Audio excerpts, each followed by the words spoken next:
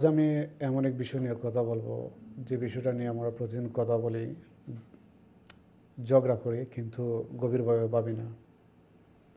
বাংলাদেশের রাজনীতি আর ইসলামের শিক্ষা, এই দুটো কি সত্যি একসাথে চলছে, নাকি আমরা নিজেরাই এই দুটোর মাঝে সংঘর্ষ তৈরি করে ফেলতেছি?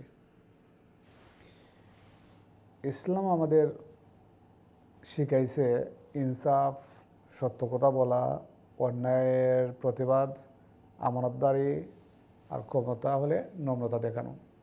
কিন্তু আমরা রাজনীতিতে কি দেখি?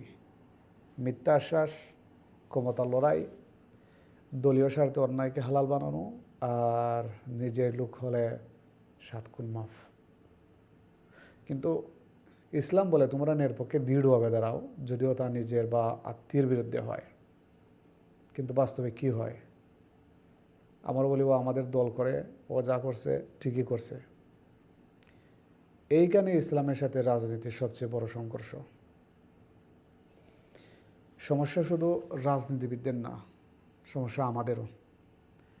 আজ আমরা দলকে বানাইছি ধর্মের মতো, আর নেতারে বানাইছি নবী নিষ্পাপ।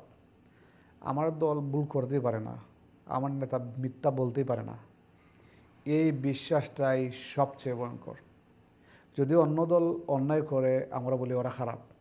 আর যদি নিজের দল করে, আমরা বলি রাজনীতি এসব হয় টুকটাক। নিজের দলের লোক খুন করলেও বলি পরিস্থিতির শিকার।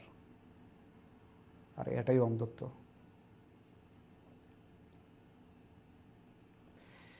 ইসলাম ইসলাম ইসলাম কি চায়? ইসলাম চায় ন্যায় প্রতিষ্ঠা হোক, অন্যায় থামুক, মানুষ নিরাপদ থাকুক।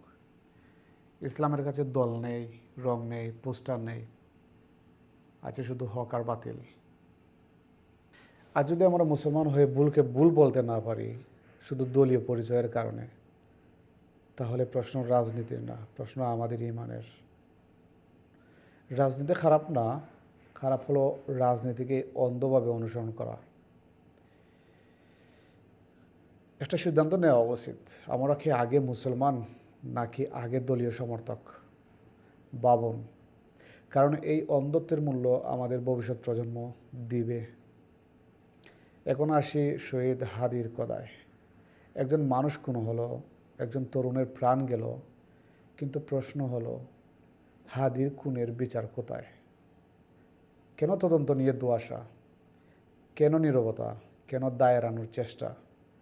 যদি সব কিছু স্বচ্ছ হয়, তাহলে রাজনীতিবিদদের বা সরকারি